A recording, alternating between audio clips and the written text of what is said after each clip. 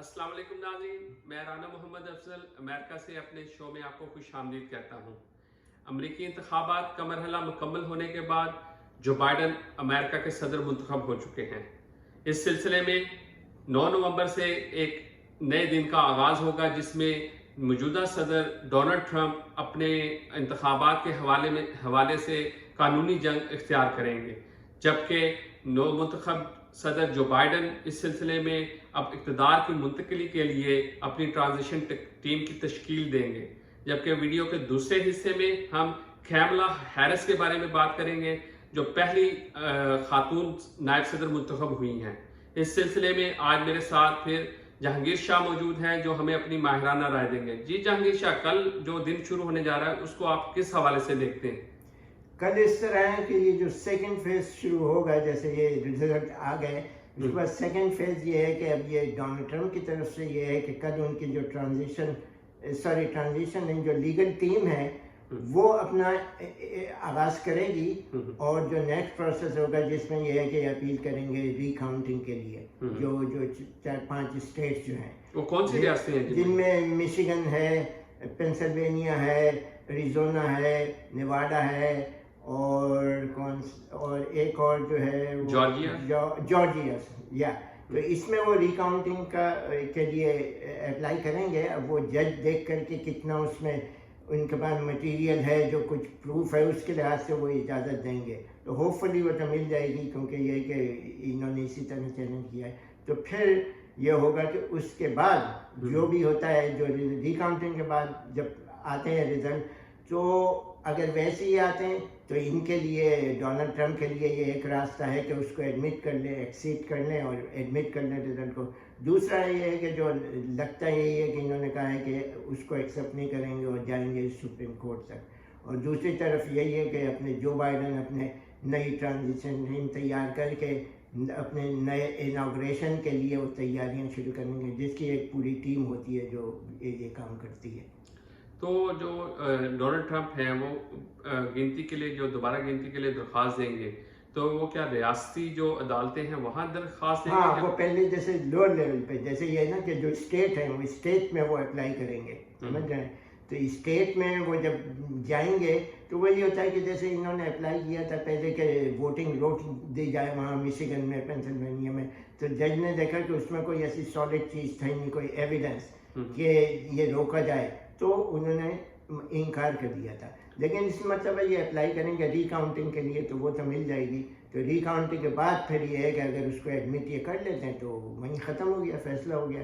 अगर एडमिट नहीं करते तो फिर ये सुप्रीम कोर्ट जाएंगे। तो जहांगीर शाह, एक जो आम राय ये है कि इनके पास कोई एविडेंस नहीं है। इनकी अपनी जमात में भी ये मौक़िफ़ पाया जाता है कि बगैर एविडेंस के कानूनी रास्ता अख्तियार करना, उसमें पसपाई का ख़दशा है।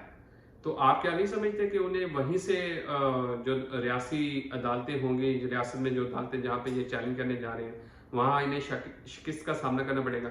नहीं, वो जो लगता नहीं है। वजह यह है कि पहले जो इन्होंने किया था, ये सिर्फ किया था कि काउंटिंग को रोकी जाए, तो जजेस ने मना कर दिया। लेकिन अब ये है, चूँकि एक तरफ ये है कि इनकी अपनी पार्टी के लोग हैं, उनका प्रेशर इनके ऊपर पड़ रहा है कि इसको एक्सेप्ट कर लें। लेकिन ये है कि ये तो लगता नहीं कि इसे करेंगे। तो ये होगा कि इन जब ये रिकाउंटिंग ये कहेंगे तो वो वही बात है कि इनके पार्टी के लोग बोल रहे हैं कि एक्सेप्ट कर लो, अगर नहीं है तो एटलीस्ट वो ये कहते हैं कि ठीक है कि इनका राइट है। अगर इनको कोई शक व शुबा है तो रिकाउंटिंग इनकी शुरू हो जाएगी, इजाज़त मिल जाएगी। तो जो स्टेट्स की अदालतें हैं वहाँ से अगर इनकी अपील मंजूर होती है या रिजेक्ट होती है, तो उसके बाद अब जैसे आप कह रहे हैं कि ये सुप्रीम कोर्ट जाएंगे। हाँ, जो इनका जो लगता है, अब तक तो इन्होंने नहीं कहा है, लेकिन काफ़ी इनके अपने रिपब्लिकन सर्कल से इन पे प्रेशर पड़ रहा है कि इसको एक्सेप्ट कर लो। तो लेकिन दूसरी तरफ ये कह रहे हैं ठीक है अगर इसको एक्सेप्ट नहीं करता, लेकिन रिकाउंटिंग होगी। जब रिकाउंटिंग होगी, अगर इन्होंने एक्सेप्ट कर लिया तो अच्छा है, जो इनसे कहा जाएगा। अगर नहीं किया तो इनको फिर अपनी ही पार्टी की तरफ से इनके ऊपर प्रेशर बहुत ज़्यादा हो जाएगा। लेकिन ये अगर नहीं एक्सेप्ट करते तो सुप्रीम कोर्ट जाएंगे फिर। तो ये पिछले 2 दिन वो गोल्फ खेलते रहे हैं, बड़ा जैसे ऐसे लगा जैसे इन पे कोई दबाव नहीं है, कोई प्रेशर नहीं है, किसी किस्म के वो नताइज के हवाले से उन्होंने कोई अपनी वो दिखाया नहीं कि वो उस हवाले से कुछ परेशान है। तो इसको आप किस नज़र से देखते हैं? नहीं, वो शो परेशान तो बहुत हैं, क्योंकि वो चक्कर ये वो अवॉइड कर रहे हैं कि रिपोर्टर्स के सामने आने के और पब्लिक में आने के। इस वजह से वो गोल्फ कोर्ट पहुंचे हुए हैं, 2 दिन नहीं वो कर रहे हैं, सबको अवॉइड कर रहे हैं, क्योंकि वहाँ पे थोड़े से प्रोटेस्ट हुए हैं जहाँ ये गोल्फ कोर्ट पे थे, वहाँ इनके अगेंस्ट नारे वगैरह लगे। लेकिन चूंकि स्टिल प्रेसिडेंट है अमेरिका के, अभी तो उनको तमाम सिक्योरिटी हर चीज़, सीक्रेट सर्विस सब कुछ है, तो वो उनको अगर कुछ ज़्यादा कुछ करेंगे तो उन्हें तो प्रोटेक्ट करेंगे, वो कोई ऐसी बात नहीं है। लेकिन इनका असल मकसद ये है कि अवॉइड कर रहे हैं प्रेस को, क्योंकि प्रेस से अगर मिलेंगे तो वो वही हर तरह के सवाल होंगे, यही जिसका उनके पास कोई ऐसा एविडेंस नहीं है अब तक। तो ये बात है अभी तक।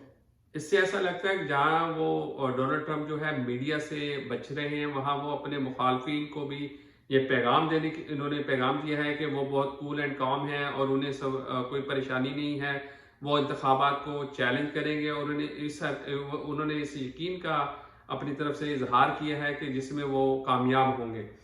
तो जो बाइडेन के हवाले से क्या इतलात हैं? जो बाइडेन की अब इक़्तिदार की मुंतकिली का अमल कल से शुरू हो जाएगा, ट्रांजिशन की टीम की तश्कील दी जाएगी, उस सारे मरहले में क्या कुछ होगा? नहीं तो जो बाइडेन जो है वो तो बिल्कुल कॉन्फिडेंस हैं, उनको यहाँ के अमेरिकन सिस्टम और कॉन्स्टिट्यूशन के मुताबिक पूरा कॉन्फिडेंस है कि ऐसी चीज़ कोई नहीं होगी कि उनका हक ले लिया जाएगा।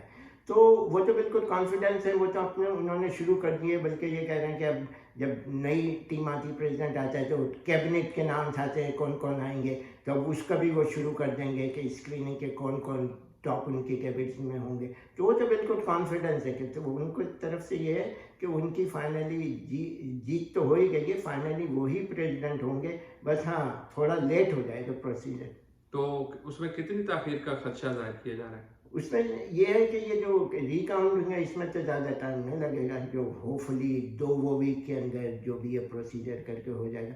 लेकिन अगर सुप्रीम कोर्ट जाता है तो उसमें थोड़ा टाइम लगेगा। लेकिन सबसे बड़ी चीज़ देखने की ये है कि उसके बाद कितना लगता है, क्योंकि 20 जनवरी को प्रेसिडेंट को ओथ लेना होता है, तो अभी तकरीबन 1.5 महीना 2 जी, 1.5-2 माह तकरीबन ये टाइम है, 1.5-2 महीने।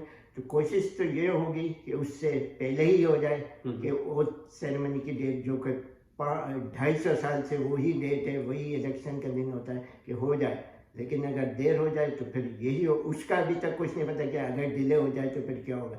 रहेंगे तो डोनाल्ड ट्रंप भी 20 तक तो रहेंगे ही, लेकिन फिर क्या होगा ये अभी इसका कोई नहीं पता। तो जो बाइडेन की जो कैबिनेट है उसमें कोई नाम सामने आए हैं? कौन कौन अभी तक किसी का काम नहीं है, नाम नहीं है। लेकिन जो ग्रैहम जो है, जो रिपब्लिकन पार्टी के हैं और जो डोनाल्ड ट्रंप के बहुत अगेंस्ट थे, प्राइमरीज में वो भी खड़े हुए थे लेकिन निकल गए, और अब वो सबसे पहले जो उनके यस मैन हैं डोनाल्ड ट्रंप के बिल्कुल बड़ी, तो उन्होंने ये कहा है कि अगर ये हमारे मिल के काम करें जो बाइडेन, क्योंकि 2 डिफरेंट पार्टीज़ के हैं, तो अगर इन्हें ज़रूरत हुई तो मैं कैबिनेट के लिए मैं हाजिर हूँ, ये उन्होंने कहा है। तो बाकी पिक करना तो जो बाइडेन का काम है कि किसको, उनका इख्तियार है जी। तो आप क्या समझते हैं कि जो अब सेनेट और कांग्रेस में क्या पोजीशन है, जो डेमोक्रेट्स और सेनेट में जो आज तक देखा था, क्योंकि सेनेट की में 2 सीटें जो हैं वो रह गई हैं और बड़ी क्लोज उसमें दोनों की फाइट है।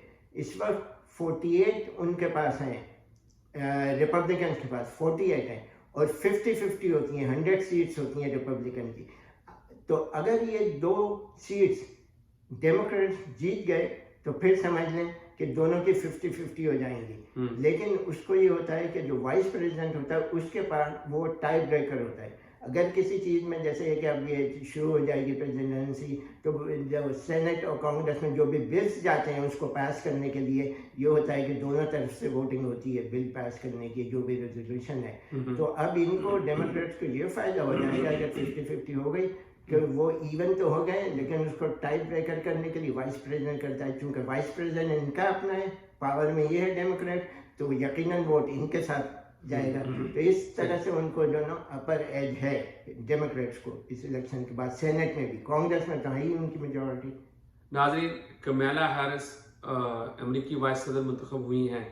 इसके साथ जहाँ इंतखाबात एक भरपूर तारीख साज इंतखाब साबित हुए हैं, वहाँ पे इनकी जो मुंतखब होना है कमला हैरिस का, वो भी एक तारीख साज अमल है, क्योंकि कमला हैरिस पहली अमरीकी खातून हैं जो इस ओहदे पर पहुंची हैं, जो नायब सदर मुंतखब हुई हैं।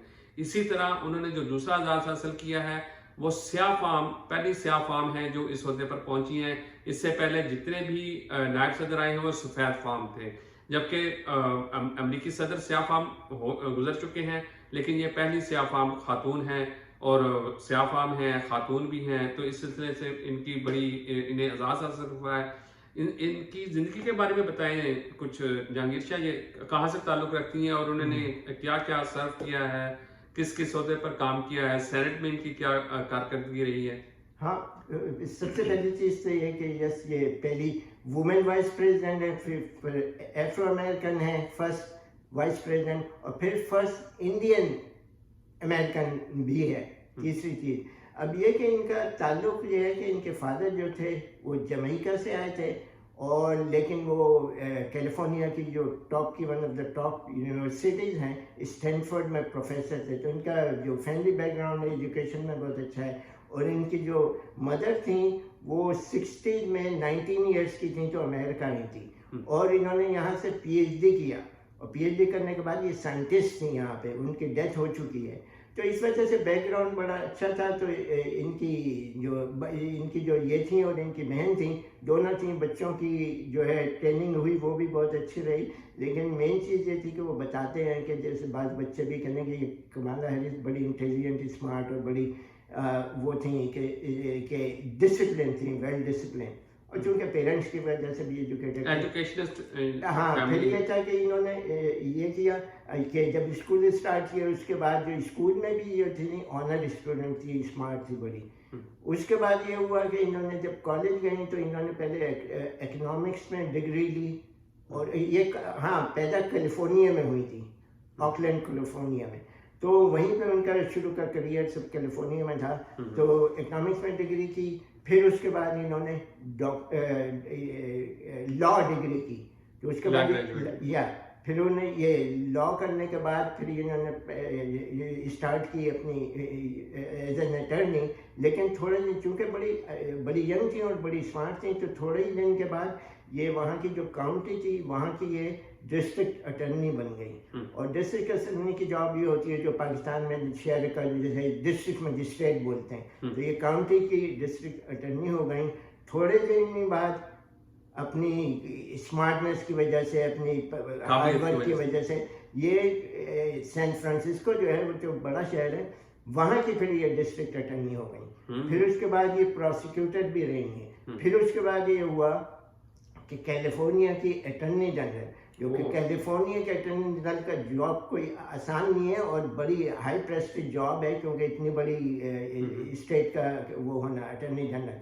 और मुझे अभी तक याद है कि उसमें ये था कि इनको बैकिंग थी 2 एक्स फॉरेन सेक्रेटरीज की, जिसमें हेनरी किसिंजर जैसे नाम शामिल, वो और जॉर्ज शूल्स जो रेगन के ज़माने में, दोनों की बैकिंग थी। और ये कामयाब हो गई, अटर्नी जनरल हो गई। अटर्नी जनरल के बाद होने के बाद भी इनका रिकॉर्ड बहुत अच्छा रहा, इसलिए आज से कि ये बड़ी टफ थी और स्पेशली क्राइम्स पर ये बड़ी टफ थी। तो इन्होंने ये किया कि एक तरफ तो ये थी और दूसरी चूँकि डेमोक्रेट्स थी तो लिबरल भी थी। इनका एक सबसे बड़ा जो स्लोगन था जिन्होंने कोशिश की कि वहाँ से डेथ पेनल्टी ख़त्म की जाए, क्योंकि लिबरल हैं डेमोक्रेट। और डेथ पेनल्टी जैसे यूरोप में भी ख़त्म हो गई है, अमेरिका में भी कुछ स्टेट्स में रह गई है। तो इनका ये प्लान था, ये बोलते थे, इनकी फिलॉसफी थी कि डेथ पेनल्टी को ख़त्म किया जाए और जो छोटे क्राइम्स में इन्वॉल्व हैं जैसे ड्रग्स हैं, ये हैं और क्रैक कोकेन में, लेकिन उस लेवल पे जो यूज़ करते हुए पकड़े गए, तो छोटे क्राइम के लिए उनको इन्होंने कहा कि जेल नहीं भेजा जाए, उनको ये किया जाए कि वो इंस्टीट्यूट्स कायम किए जाए जहाँ पे कोई टेक्निकल ट्रेनिंग दी जाए, एजुकेशन दी जाए, और उसके बजाय जेल जाने के बजाय अदालत में प्ली गिल्ट करें और जेल नहीं भेजा जाएगा और वहीं पे ट्रेनिंग दी जाएगी किसी भी स्किल के, ताकि जो जब दोबारा वहाँ से निकलें तो एक start new life the new slate, clean slate,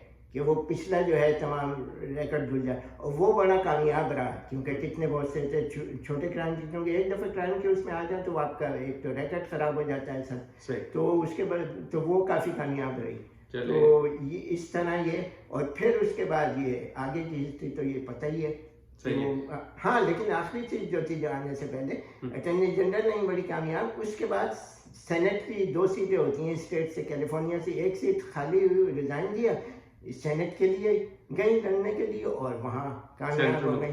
और फिर जब सेनेट में आई, ये तो आखिरी इनकी थी, ये वाइस प्रेसिडेंट के लिए से पहले सेनेट में आई, वहाँ पे बड़ी टफ थी। या जितने ये रशिया से जो प्रॉब्लम था, जिसमें ये डोनाल्ड ट्रंप जो थे वो इन्वॉल्व थे, उसमें कितनी हियरिंग थी, टेस्टिफाई करना पड़ा डोनाल्ड ट्रंप के खास जो लोग थे जिसको इन्होंने फायर कर दिया, जिसमें अटर्नीज और इनके एडवाइजर्स, उनकी टेस्टिफाई ये यूएस अटॉर्नी जनरल जो थे सेशन डोनाल्ड ट्रंप के, जिनको इन्होंने बाद में फायर कर दिया, वो उनकी टेस्टिफाई थी। वो आए, इसको ऐसा टफ, मशहूर है वहाँ पे इन्होंने जो टफ क्वेश्चंस किए हैं उनको बिल्कुल, तो ये इस लिहाज से बड़ी टफ हैं, नॉलेजेबल हैं, तो अच्छी कैंडिडेट हैं। जब इतने 15-16 लोग थे जिसमें से एक को पिक करना था, तो इन्होंने कमाला हैरिस को जो है। नाज़रीन, कल 9 नवंबर से शुरू होने वाला हफ्ता ये साबित कर देगा कि जो मौजूदा सदर डोनाल्ड ट्रंप हैं वो 20 जनवरी तक सदर रहते हैं या फिर वो कानूनी रास्ता अख्तियार करके अपनी दौरे सदारत को थोड़ी सी तवालत देते हैं। इसी के साथ हमें इजाज़त दीजिए। अल्लाह हाफिज़।